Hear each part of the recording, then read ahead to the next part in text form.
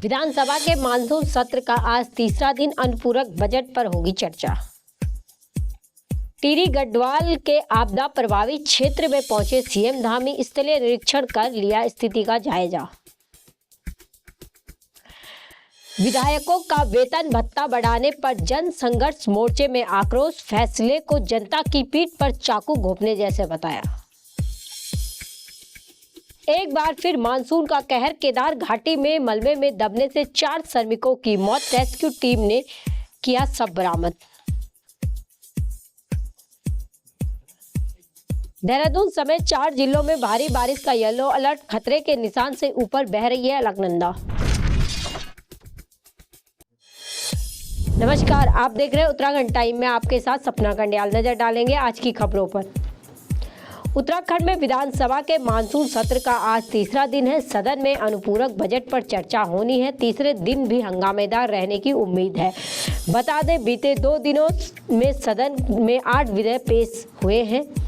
इसके साथ ही आज सदन में उत्तराखंड लोक निजी संपत्ति क्षति वसूली विधेयक 2024, उत्तराखंड उत्तर प्रदेश नगर पालिका अधिनियम 1916 संशोधन विधेयक 2024, उत्तराखंड उत्तर प्रदेश जमींदार विनाश और भूमि व्यवस्था अधिनियम 1950 संशोधन विधेयक, उत्तराखंड राज्य क्रीड़ा विश्वविद्यालय विधेयक 2024 पास कराए जाएंगे। वहीं विपक्ष की तरफ से सदन में आपदा का मुद्दा उठाया जाएगा। इसके अलावा नियम 310 के तहत आपदा के मुद्दे पर चर्चा करने की विपक्ष मांग करेगा। विपक्ष ने भी सरकार को घेरने की रणनीति तैयार की हुई है। सदन की कार्रवाई से पहले ही कांग्रेस विधायकों ने प्रदेश में आई आपदा से प्रभावितों को उचित मुआवजा देने की मांग को लेकर विधानसभा के बाहर धरने पर बैठ गए हैं। मुख्यमंत्री पुष्कर सिंह धामी आज टिहरी पहुंचे। इस दौरान उन्होंने टिहरी के सीमांत आपदा प्रभावित क्षेत्र घुत्तू का निरीक्षण कर आपदा प्रभावितों का हालचाल जाना।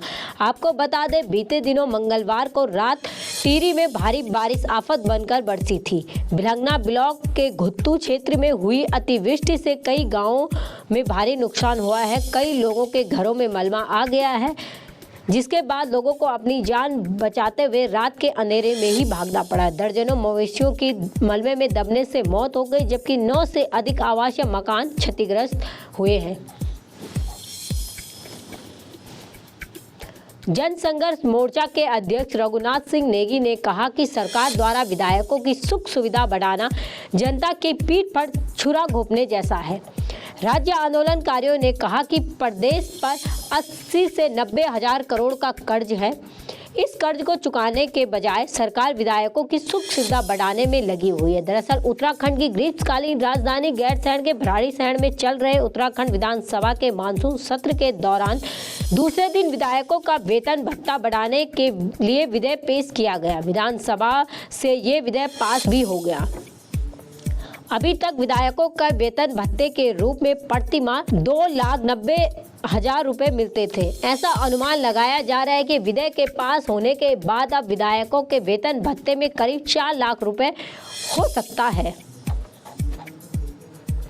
उत्तराखंड में लगातार हो रही बारिश ने प्रदेश में कहर बरपाया हुआ है। केदारनाथ हाईवे के फाटा के पास भारी बारिश के चलते मलबे में दबने से 4 नेपाली मूल मजदूरों की मौत हो गई। घटना की सूचना पर रेस्क्यू टीम ने मौके पर पहुंचकर श्रमिकों के शव बरामद कर लिए हैं। भारी बारिश के कारण प्रदेश में अलग अलग जिलों से भूस्खलन की घटनाएं सामने आ रही है। प्रशासन की ओर से मिली जानकारी के अनुसार लगातार हो रही बारिश के चलते 22 अगस्त की रात करीब 1 बजे के आसपास फाटा के पवन हंस के हेलीपैड के पास खाटा गदेरे के किनारे बने ढेर में रहने वाले 4 लोगों की मलबे में दबने की सूचना पुलिस को मिली थी। सूचना मिलते ही राहत बचाव कार्य के लिए रेस्क्यू टीम मौके पर पहुंची थी। रेस्क्यू टीम ने मलबे में दबे हुए लोगों को निकालने का कार्य शुरू किया है। कड़ी मशक्कत के बाद मलबे में दबे लोगों को बाहर निकाला गया।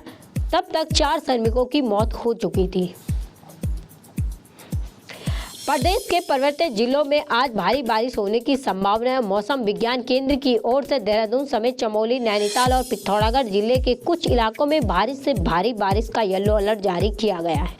बागेश्वर जिले में भारी से भारी बारिश का ऑरेंज अलर्ट जारी किया गया। अन्य जिलों में कई दौर की तेज बारिश होने के आसार हैं।